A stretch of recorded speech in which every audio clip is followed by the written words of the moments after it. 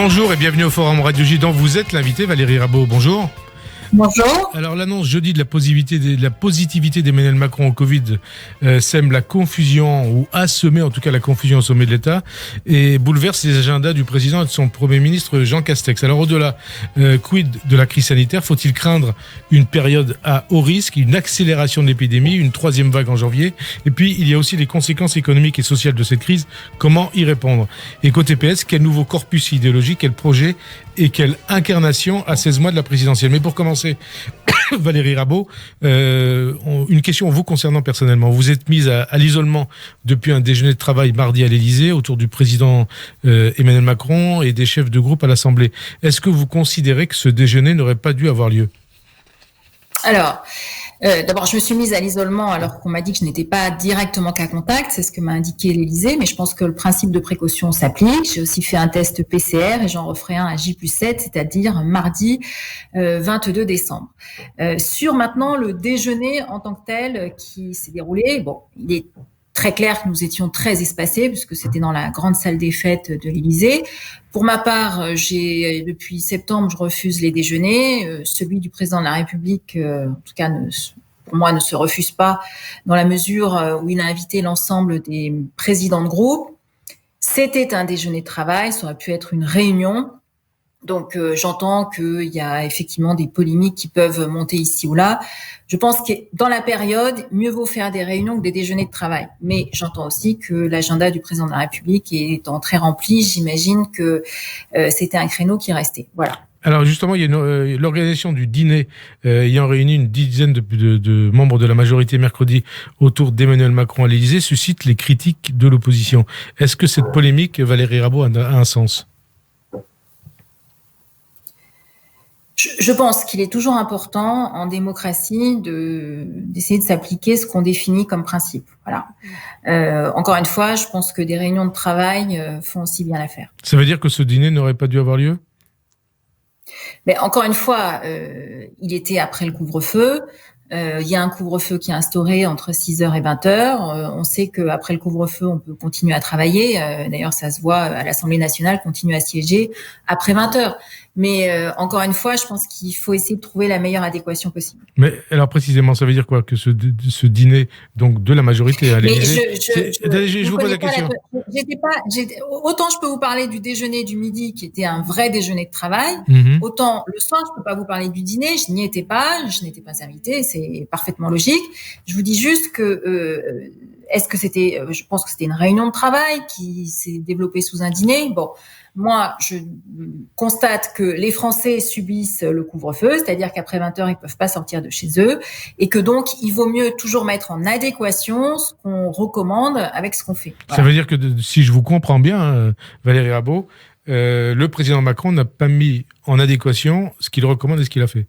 C'est ça que ça veut dire. Mais si c'était, encore une fois, je vais être plus précise, puisque manifestement, j'ai peut-être pas été assez. Si c'était une vraie réunion de travail, il a le droit de rencontrer la majorité et de faire des points avec la majorité. Sinon, on est dans une situation d'un pays qui serait plus gouverné et que le président de la République le fasse après 20h alors qu'il a un agenda chargé, ça ne me choque pas.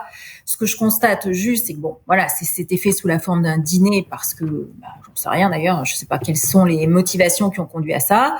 Je pense qu'il eût mieux valu que ce soit juste une réunion de travail. Voilà. Mais est-ce que c'est une faute du président de la République? Et vous ne me ferez pas dire qu'il ne faut pas que le président de la République ne travaille pas après 20h. Ça, voilà. C'est pas vrai. Je dis juste que sous la forme d'un dîner, ça peut interpeller un certain nombre de nos concitoyens qui, eux, peuvent pas sortir de chez eux après 20h. Donc voilà, je pense qu'il vaut mieux éviter un dîner, faire une réunion de travail, qui soit un dîner, ça peut toujours prêter à tout un tas d'interprétations. Alors on en vient à la crise sanitaire, Valérie Rabault. 9 mois après le début de cette crise, et comment vous jugez la gestion de cette crise par Emmanuel Macron et par son gouvernement?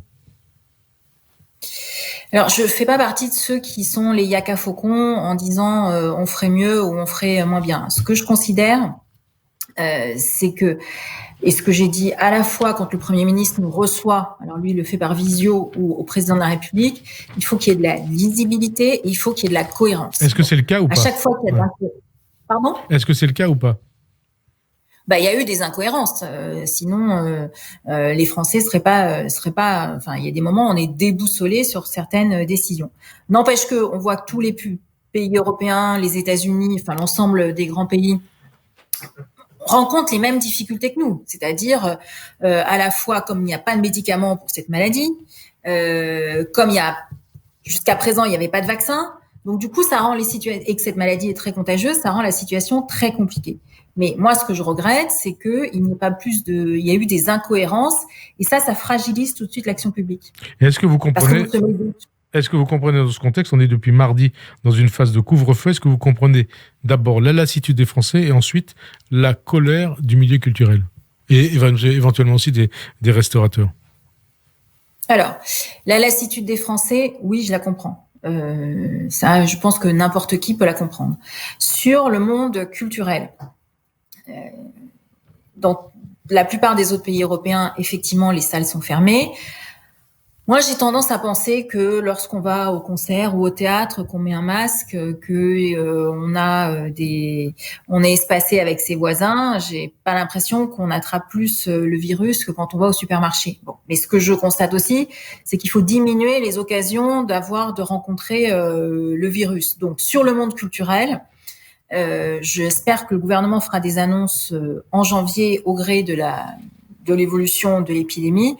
Mais encore une fois, pour être allé au concert juste avant le deuxième reconfinement, où on était masqué, on était espacé, c'est pas différent de la situation quand on va dans un supermarché. Donc, vous voyez, c'est ça que je veux dire dans les incohérences qui peuvent exister. C'est pourquoi on a vu d'ailleurs qu'à Caen, un concert a été organisé dans une église pour montrer un peu les incohérences qui peuvent exister. Donc ça fragilise forcément l'action ou la parole publique.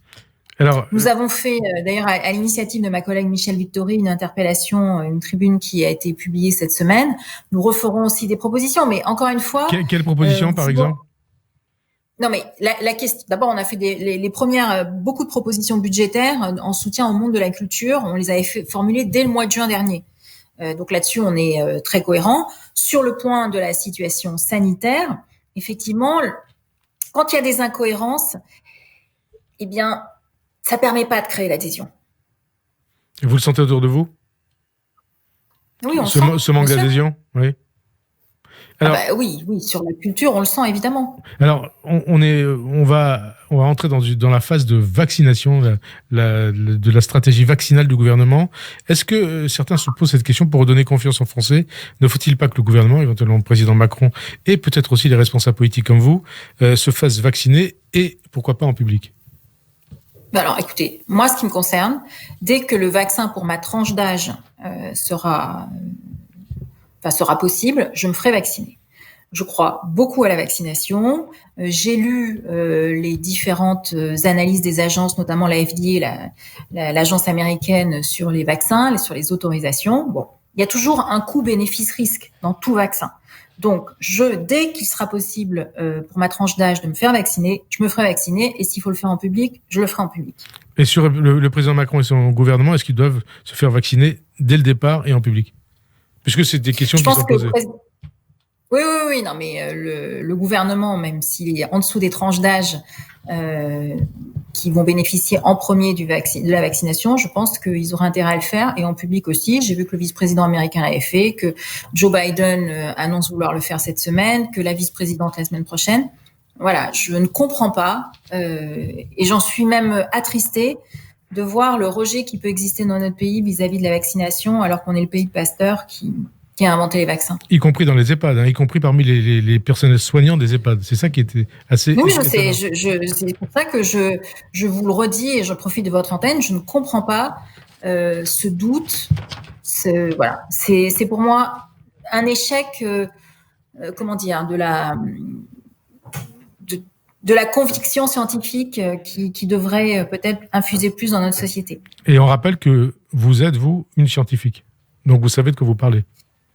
Non, mais je sais pas si je sais de quoi. Enfin, je sais pas si avoir fait des études scientifiques est un gage de je ne sais quoi. Ce que je crois beaucoup à la science, je crois au progrès. Et donc, vous me posez la question. Oui, dès qu'il sera possible de se faire vacciner, je me ferai vacciner. Et alors donc, et je retiens ce que vous avez dit. Le président élu Biden va se faire vacciner, la vice-présidente aussi. Un certain nombre de dirigeants internationaux l'ont fait. D'ailleurs, Benjamin Netanyahu hier. Donc, vous dites, ça serait une bonne idée que Emmanuel Macron et ses ministres, le Premier ministre, se fassent vacciner et en public. C'est bien ce que j'ai compris. Vous avez bien compris. J'ai bien compris. Alors, il y a aussi dans l'actualité, de ces dernières semaines, les polémiques autour de l'article 24 de la proposition de loi sur la sécurité globale et aussi des polémiques autour des violences policières. Est-ce que l'annonce de la réécriture de l'article 24 éteint pour vous les polémiques ? Non mais, déjà, cette proposition de loi, je sais que c'est un truc un peu techno, mais quand c'est une proposition de loi, ça émane d'un député, ça veut dire qu'il y a 2 écueils. Le gouvernement n'est pas tenu d'avoir une étude d'impact et le gouvernement n'est pas tenu d'avoir un avis du Conseil d'État qui est toujours très utile lorsque on songe à intervenir sur les libertés publiques. Bon, ce qui n'est pas le cas de le texte réaffirmant les principes républicains. Donc ça, c'est un premier écueil. C'est de dire comment on peut toucher à ce point aux libertés publiques sans avoir un avis éclairé du Conseil d'État et sans avoir une étude d'impact. Ça, alors là, franchement, je trouve que c'est le premier péché originel. Mais ça veut dire que quelque part, il faudrait revoir peut-être la loi concernant les propositions de loi. Oui, enfin le problème c'est qu'il y a beaucoup de propositions de loi qui sont pas toutes votées d'ailleurs, mais c'est surtout le fait que le gouvernement a été très hypocrite dans cette affaire, c'est-à-dire qu'il a donné son texte de loi à un député, comme ça lui a évité de le porter lui-même et d'en endosser la responsabilité, et il a évité d'avoir une étude d'impact et un avis du Conseil d'État. Je trouve que quand même l'addition est assez élevée. Donc sur ce texte, je ne sais pas comment les sénateurs comptent le réécrire. Ce que je constate, c'est que aujourd'hui, il est parfaitement possible, avec le droit actuel, de punir sévèrement tous ceux qui font l'apologie du meurtre de policiers, que ce soit sur les réseaux sociaux, que ce soit par d'autres méthodes. Donc là-dessus, le droit existe déjà. La vraie question qui se pose dans donc vous dites ça servait à rien. Ça servait à rien. Ben, je dis que ça servait à rien et ça réduisait des libertés publiques. Donc c'était perdant-perdant. Et d'ailleurs, les peines encourues dans le Code de procédure pénale sont supérieures à celles qui sont proposées dans l'article 24 pour punir toutes celles et tous ceux qui font l'apologie de meurtres de policiers ou de gendarmes. Donc là-dessus, oui, je dis que c'était perdant-perdant. Mais en même temps, pour arriver à leur objectif, ils réduisaient les libertés publiques de l'ensemble, et notamment le droit d'informer. Donc sur ce point, je ne sais pas ce que les sénateurs comptent réécrire. Moi, je pense qu'il faudrait purement et simplement le supprimer. En tout cas, nous, c'est ce que nous défendons. Nous disons, nous avons tous les outils dans le droit actuel pour pouvoir lutter contre ces dérives qui sont extrêmement dangereuses, et les policiers et les gendarmes doivent être protégés, ça c'est certain.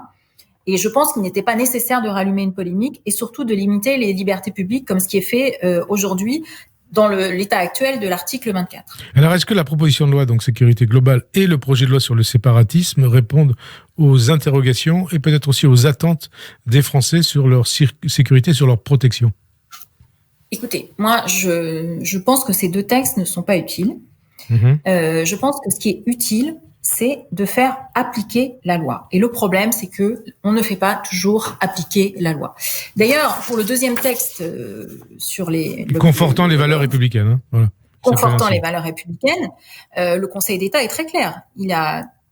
Pour le coup, il a rendu un avis très éclairant. Il dit d'abord, ça serait bien, je vais vous le lire, que l'exposé des motifs du projet de loi explicite davantage l'inspiration politique d'ensemble. Ce qui sous-entend qu'on ne comprend pas où le gouvernement veut en venir. Quand le Conseil d'État l'écrit avec des mots polis, ça signifie concrètement qu'on ne comprend pas où le gouvernement veut en venir. Deuxième point, il considère aussi qu'il suffit d'appliquer le droit tel qu'il existe aujourd'hui.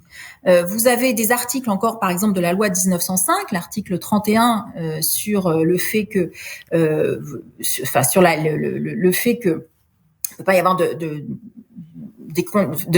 d'imposer ses convictions religieuses à d'autres. Cet article-là peut très bien être utilisé par la justice. Donc, moi, je pense que... Mais peut-être que ça part du constat que ça n'a pas été vraiment utilisé, mais que les principes républicains sont appliqués de manière stricte. Il y a suffisamment de jurisprudence qui a été rendue. Pour cela, il faut des moyens. Il ne faut pas qu'on mette sous le couvercle aussi un certain nombre de déviances qui peuvent exister. Et je pense notamment à l'éducation nationale, où il y a des faits qui ne remontent pas et qui doivent être sanctionnés tout de suite. Vous pensez à quoi, par exemple ? Donc, l'impression qui peut exister, c'est qu'effectivement, que la loi n'est pas suffisamment appliquée. Vous pensez à quelle déviance au sein de l'éducation nationale ? Je pense quand vous avez eu des refus de minutes de silence, quand vous avez, y compris dans les cantines où on fait pression sur certains pour qu'ils adoptent un certain code alimentaire qui est lié à des convictions religieuses. Ça, c'est pas acceptable. Et on a tous des exemples. Mais je dis aussi, vous avez des écoles qui organisent des fêtes des valeurs républicaines qui sont très, par définition, qui sont républicaines et laïques, et vous avez certains parents qui refusent d'y envoyer leurs enfants. Donc tout ça, ça pose des questions. Et ça pose des questions. Et ça doit être traité. Ça doit être traité. Ça peut l'être aujourd'hui avec le droit actuel. Et ça pose des questions depuis au moins 20 ans, depuis par exemple la publication de ce livre, Les territoires perdus de la République. Et pourtant, à l'époque, on n'avait rien dit. Non, mais je vous dis pas qu'il n'y a pas une responsabilité collective.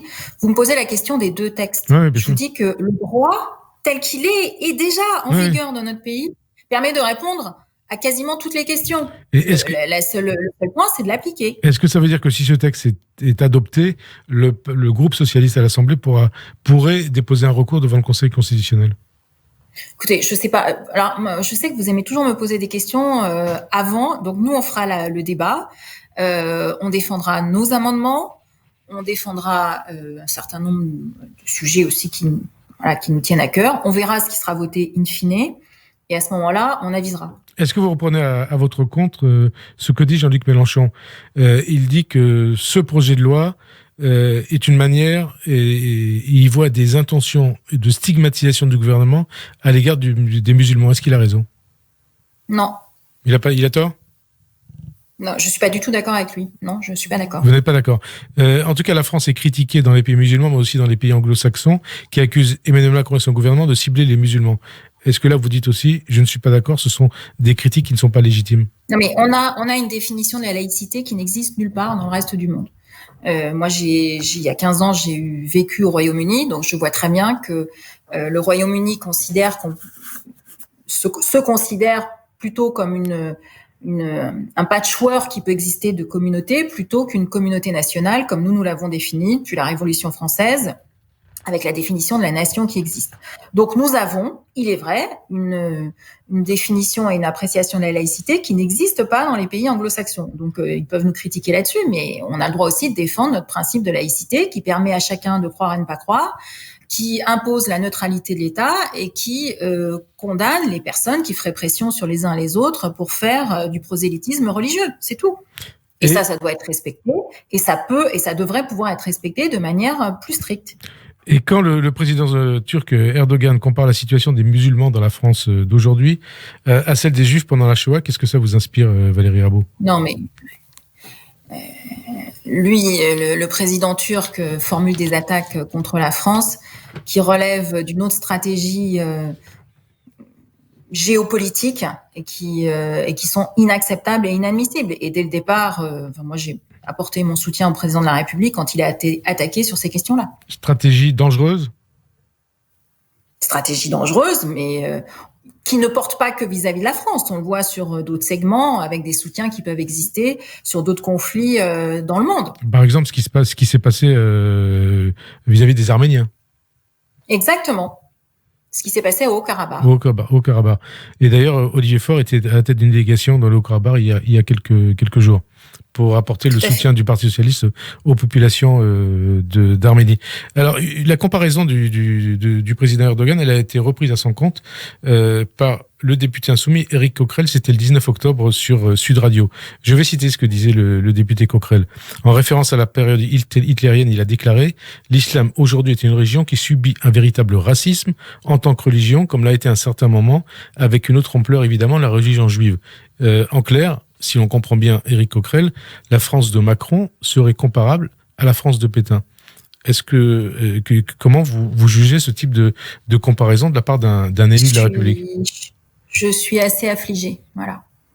Mais personne, non. Je suis vraiment affligée. Enfin voilà, personne, et heureusement, n'empêche les musulmans de pratiquer leur religion, de croire. Il y a un respect qui existe de la part de l'État. Maintenant, ce qui est sûr, c'est que certains, mais qui sont une minorité, veulent faire du prosélytisme qui va à l'encontre des valeurs républicaines, eh bien, on a le droit, nous aussi, de dire on défend les valeurs républicaines, qui n'empêchent personne de pratiquer sa religion, quelle qu'elle soit. Et qui n'excuse aucun racisme. Et qui n'excuse aucun racisme, exactement. Et comment vous expliquez ce type de déclaration de la part d'un... C'est pas à moi qu'il faut poser la question. Oui, il faut que vous alliez poser la question. Non, mais je vous avez peut-être une petite idée là-dessus. C'est un calcul électoraliste, c'est quoi? Mais les calculs électoralistes, quand ils mettent en danger les valeurs de la République, sont inacceptables. La République, c'est ce qui nous unit, qu'on soit de droite, de gauche, macroniste, pas macroniste ou je ne sais quoi. C'est-à-dire, on a l'envie de participer à une communauté unique qui est la nation, qui a été construite, qui s'est construite depuis de nombreuses années et qui fait en sorte que on a cette capacité à vivre ensemble. Bon. Tous ceux qui font des calculs en disant je vais obtenir des voix parce que ceci, cela, eh bien franchement, je trouve ça déplorable, je trouve ça dangereux et enfin voilà, j'ai pas d'explication. Et ça en dit long sur l'état de la gauche aussi, d'une partie de la gauche. Oui, à condition que ces personnes se reconnaissent de la gauche. Ah bah, a priori, Coquerel, il se reconnaît de la gauche, il dit qu'il est à gauche. Ah bah, écoutez. Bon, enfin bref. Alors, je crois que certains veulent aussi gommer des clivages gauche-droite pour partir sur d'autres clivages. Vous pensez à qui? À Emmanuel Macron? Non, oui, bah lui, il a assumé. Ce qui, de toute façon, pour moi, ce qui est très dangereux depuis le départ, parce que quand vous n'offrez plus une alternative possible, quand vous avez la démocratie depuis la Révolution française, elle s'est organisée autour d'un clivage gauche-droite. Bon, on peut dire c'est bien, pas bien, etc. Si vous dites il y a plus de clivage gauche-droite et il y a le reste du monde et moi, ou aujourd'hui on peut le voir aussi avec des formes d'extrême, enfin avec l'extrême droite et moi. Eh bien, ça veut dire que l'alternative, c'est l'extrême droite. Donc, je trouve ça très dangereux. Une démocratie, un clivage gauche-droite, c'est un clivage qui est sain dans une démocratie. En tout cas, c'est celui qui a structuré toute notre histoire démocratique depuis la Révolution française. Et pour rebondir sur ce que vous disiez il y a quelques instants, ça serait quoi le clivage auquel rêverait la France insoumise? Mais ne me posez pas des questions sur... non, parce que je rebondis sur ce que vous avez dit. Certains veulent voir d'autres clivages. Je vous invite à leur poser directement la question. Moi, je veux bien vous parler du Parti socialiste, de la gauche, de comment on peut essayer de faire en sorte de vraiment reconstruire ce clivage, mais je ne vais pas parler pour les autres. Alors, on va en parler, mais d'abord, une question concernant une initiative que vous avez prise il y a quelques jours. Pourquoi cette offensive lancée autour de l'avenir d'EDF, Valérie Rabault? Alors, tout simplement parce que vous savez très bien que quand, pour reprendre une expression qui est devenue très commune, quand c'est flou, il y a un loup. Quand il y a 10 jours, 3 députés, lors des questions au gouvernement, interrogent le gouvernement pour savoir ce qu'ils veulent faire sur EDF. Un député LR, un député du Parti communiste et un député socialiste, Marie-Noëlle Battistel. Et que le gouvernement répond du gloubi-boulga, c'est-à-dire, voilà, c'est que c'est flou et donc il y a un danger. Et donc vous dites, qu'est-ce que vous suspectez le gouvernement de quoi? J'ai souhaité tirer la sonnette d'alarme auprès du Premier ministre en lui disant attention, si vous démantelez EDF sous quelque forme que ce soit, nous lançons un référendum d'initiative partagée.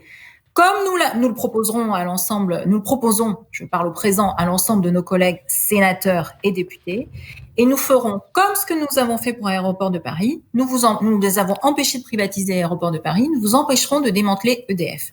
EDF est le premier producteur d'électricité en Europe, le 3e dans le monde.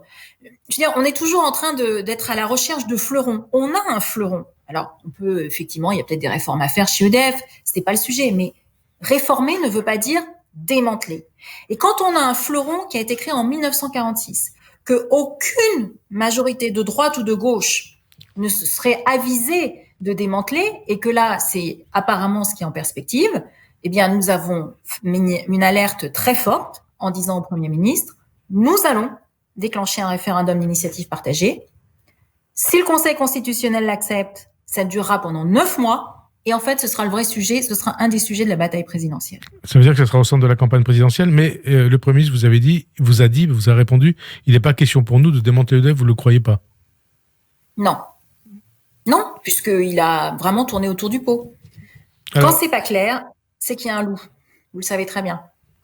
Alors, on parle aussi beaucoup ces temps-ci, Valérie Rabault, de relance verte, de croissance verte. Est-ce que ce référendum que le président Macron a annoncé pour inscrire la cause du climat dans la Constitution est une bonne idée? Il y a déjà un volet de constitutionnalité qui existe pour préserver le climat. Bon, là aussi, il faudrait pas que ça se transforme en instrument plutôt politicien qu'avec un objectif. Ce qui est sûr, c'est que moi, je constate que nous, quand je dis nous, c'est le groupe des députés socialistes et apparentés, nous avons proposé il y a 1 an de créer un crime d'écocide. Il y a 10 États, une douzaine plus exactement, au monde, qui ont créé un crime d'écocide qui vise à dire si de manière intentionnelle vous détruisez l'environnement, alors vous êtes passible du crime d'écocide. Le président de la République l'avait annoncé aussi. La ministre de la Justice l'a refusé. Donc le gouvernement l'a refusé. Donc vous voyez, je suis toujours assez sceptique parce qu'il y a beaucoup d'occasions manquées, beaucoup d'occasions qui ont été manquées par le gouvernement. Donc aujourd'hui, il y a une nouvelle annonce. Bon, j'imagine que ça va s'inscrire dans un timing et avec un objectif politique très clair. Dans le cadre, vous pensez dans le cadre de la présidentielle, quand vous dites objectif politique très clair? Oui, ouais. Oui, sans doute. Oui. Mais alors le PS sera-t-il favorable? Le PS n'est pas contre l'inscription de la biodiversité dans la protection de la biodiversité dans la Constitution. Enfin, si vous prenez tout ce qu'on a fait depuis 5 ans, on est parfaitement en ligne avec ça. Et vous croyez... Ce que je dis juste, c'est que oui, mais ce que je constate aussi, c'est après je vois bien la déclinaison aussi qui peut en être faite par le gouvernement. Il y a beaucoup d'hypocrisie qui existe et ça me gêne. Et vous croyez que ce référendum ira jusqu'au bout avant 2022? Ça dépendra de si la question, le texte est voté conforme entre l'Assemblée et le Sénat. Mais justement, dans ces conditions, est-ce que vous pensez qu'il peut aller jusqu'au bout? Est-ce que ça vous paraît plausible? Je ne sais pas ce que fera la droite. Donc, je ne sais pas s'il peut aller jusqu'au bout. Alors, elle a les clés sur ce point avec le Sénat. Et vous souhaitez que la droite permette à ce référendum d'aller jusqu'au bout ou pas? Pour moi, le vrai référendum, si vous voulez vraiment mon avis, le vrai référendum sur la transition énergétique, c'est celui qui existera sur EDF, le référendum d'initiative partagée. C'est le vrai référendum. Non, mais c'est le vrai référendum.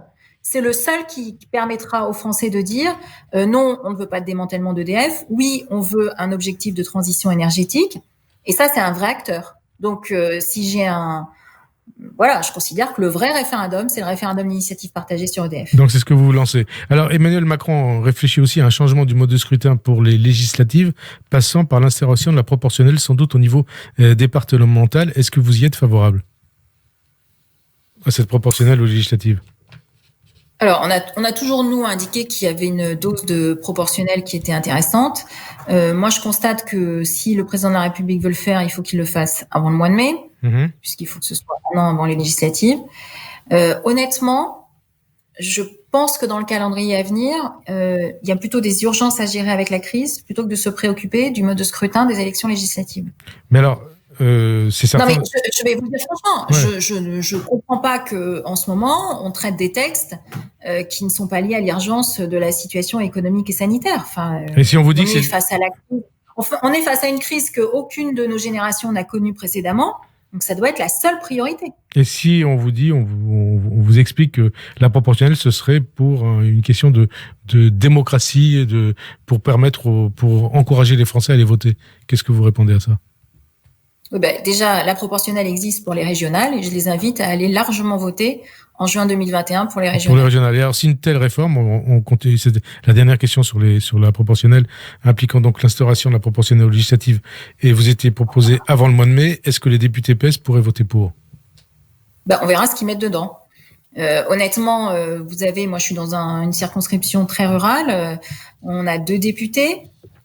Je ne sais pas comment vous faites de la proportionnelle à 2 députés. Et vous parlez de votre département, oui. Entre 120 000 et 125 000 habitants. Donc, on a déjà des grosses circonscriptions. Parce que c'est quand même une promesse, vous l'avez indiqué, c'est une promesse de la gauche depuis 1980 au moins. Une dose de proportionnelle. Oui. Donc, encore une fois, je ne sais pas ce que le gouvernement compte faire et ce qu'il mettra dans son projet s'il le présentera. Donc, dose, pourquoi pas, mais si c'est une proportionnelle intégrale, ça vous pose problème? Ah oui, je pense qu'il faut qu'il y ait un maintien. Oui, si c'est intégral, ça me pose problème. D'accord. Alors, depuis les élections municipales, Valérie Rabault, les Verts de LV entendent apparaître comme les leaders de la gauche. Est-ce que c'est à juste titre, selon vous, Valérie Rabault? Les Verts, leaders de la gauche? Ben, ça reflète pas tout à fait les résultats aux élections municipales, puisque Paris, Rennes, Nantes, vous avez de nombreuses villes, si vous prenez les plus grandes, et puis après vous pouvez aussi regarder dans les villes de taille moyenne, où vous avez beaucoup de socialistes qui ont été reconduits. Et encore une fois, j'entends bien qu'il y a eu une surprise pour des grandes villes comme, une surprise que les Verts ont été élus à Bordeaux, Lyon, Strasbourg. Mais encore une fois, les élections municipales ont conforté les socialistes sortants et certains ont même gagné des villes. Et la surprise, on va dire, de Marseille, qu'est-ce que vous en pensez? Là, c'est un socialiste qui va récupérer la mairie qui avait été gagnée, dirigée en tout cas pendant 6 mois par une élue écologiste. Je connais pas toutes les raisons. Je suis toujours gênée quand on ne respecte pas le suffrage des citoyens.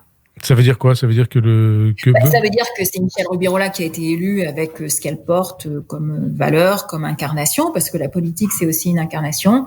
Voilà, bon, j'ai entendu qu'elle avait des soucis de santé et donc ça, je le respecte. Enfin, voilà, ça peut arriver à n'importe qui, bien entendu. Mais c'est sûr que du coup, on s'achemine vers une situation qui ne reflète pas totalement le vote des électeurs marseillais. Ça veut dire que Benoît Payan, pour vous, ne devrait pas devenir maire de Marseille? C'est ça que ça veut dire? Non, mais il y a une situation qui a été posée. Ouais. Manifestement, il y a des questions de santé qui doivent être respectées. Chaque élu a quand même le droit à préserver sa santé et heureusement. Je dis juste que ce genre de situation, il faut éviter qu'elle se renouvelle trop souvent parce qu'il est important de respecter le suffrage des électeurs. Est-ce que c'est une victoire du PS ou pas? Ce qui va se passer demain? Puisque le conseil municipal se réunit demain.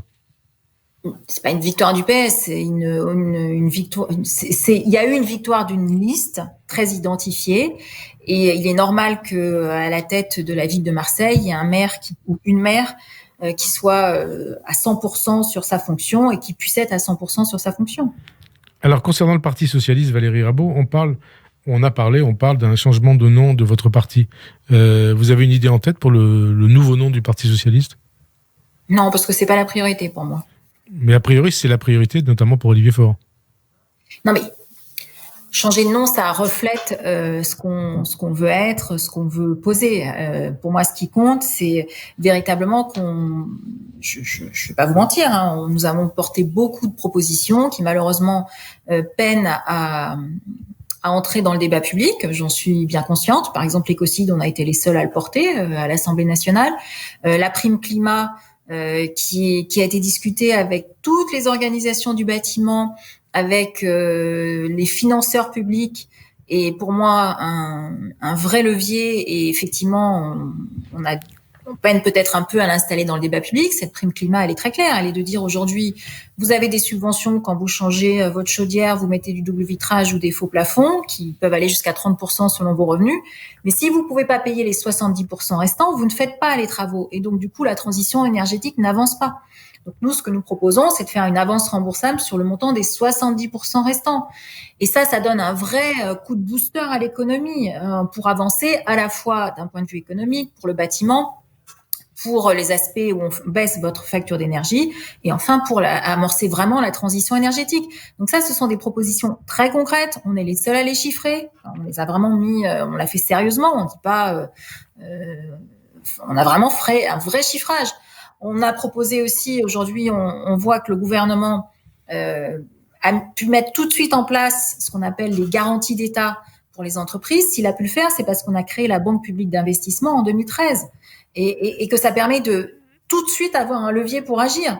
Nous avions proposé dès 2018, avec 19 présidents de conseils départementaux, qu'on puisse avoir ce qu'on appelle un revenu de base, qui, comme aujourd'hui vous avez le prélèvement à la source, on connaît tout de suite l'état de vos revenus. Et bien tout de suite, on puisse agir et faire en sorte d'éviter à certaines personnes de tomber dans la précarité. Donc ça, nous avions aussi formulé des propositions au gouvernement en leur disant, si vous voulez pas le mettre en place, testez-le sur 5 départements. On fait un test pendant 2 ans, on voit comment ça fonctionne. C'est une manière intelligente de faire la loi. Elle vient à la fois du terrain et on l'expérimente. Bon, tout ça, ça a été balayé. Donc, moi, mon sujet, c'est qu'effectivement, nous avons porté beaucoup de combats, que ce soit vis-à-vis de la relance économique, que ce soit vis-à-vis du soutien aux populations qui sont plus celles en situation de précarité, ou pour les jeunes. On a porté un plan jeune dès le mois de juillet.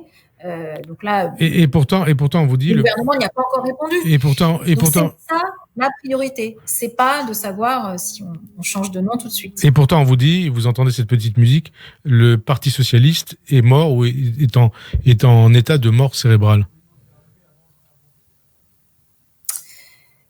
Peut-être que il faut, je sais pas si le changement de nom suffit en tout cas, ce que vous dites, à recréer une résurrection, j'en sais rien. Ce qui est sûr, c'est que pour moi, la vraie dynamique, elle passe parce que nous sommes capables d'incarner comme proposition. Et quand vous regardez aussi, on va avoir les régionales, puisque vous mentionniez les élections tout à l'heure, et les départementales. Il y a beaucoup de départements qui sont présidés par des socialistes, des régions aussi, il y en a 5. Donc là-dessus, on voit des différences dans l'action publique. Et ça, c'est très important, c'est le plus important. Et c'est ça qu'il faut mettre en lumière. Alors, il y a les régionales, il y a les départementales, il y a aussi la présidentielle. Après avoir choisi une tête de liste non socialiste aux européennes de l'an dernier, en l'occurrence Raphaël Glucksmann, Olivier Faure a plaidé à un moment pour une candidature unique à gauche en 2022. Avant l'été, il n'excluait pas d'ailleurs de se ranger derrière Yannick Jadot. Est-ce que c'est toujours d'actualité? Est-ce que c'est toujours la stratégie du PS, Valérie Rabault? Moi, je pense que je l'ai dit il y a maintenant 3-4 mois, que je pensais que Anne Hidalgo pouvait être une très bonne candidate qui soit capable de réaliser cette union au-delà du Parti socialiste. Et vous le redites aujourd'hui, Anne Hidalgo, c'est votre candidate. Voilà, c'est votre candidate. Pour le redire aujourd'hui, je pense qu'elle a l'étoffe pour faire une bonne présidente de la République, parce que quand on est candidat, il faut à la fois avoir l'étoffe pour gagner et puis après avoir l'étoffe pour présider. Je pense qu'elle a les deux.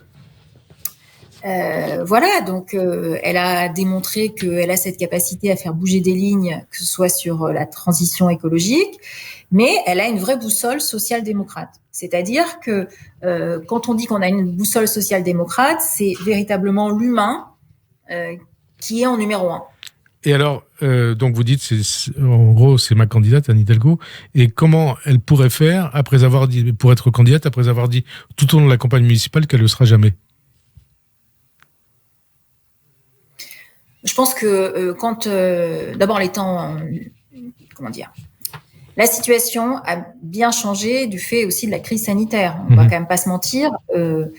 La perspective de 2022, c'est la reconstruction de notre économie et de la transformation de notre économie. C'est pas tout à fait ce que nous avions encore en tête il y a un an. Donc en politique, les choses peuvent évoluer. Et est-ce que vous pensez que cette candidature Hidalgo, elle est plébiscitée par une grande partie de la direction du PS et des militants socialistes? Eh bien, écoutez, il faut leur poser la question. Vous les rencontrez plus que moi et mieux que moi, donc oui, vous avez sans doute une idée. Ouais. Elle fait partie. Elle est une figure importante pour les militants, pour les sympathisants. Donc, moi, je pense que voilà, c'est vraiment. Et cette elle peut vraiment, elle peut vraiment créer une très bonne surprise. Et elle pourrait être candidate dans le cadre d'une primaire ou la primaire c'est fini au PS? D'abord, les primaires, ça se discute toujours avec les autres formations aussi qui peuvent exister. Donc pour l'instant, on n'en est pas là. Et dernière question, puisque vous parlez de la présidentielle, sur quoi elle va se jouer la présidentielle de 2022? Sur la gestion de la crise sanitaire, sur le social ou sur le régalien?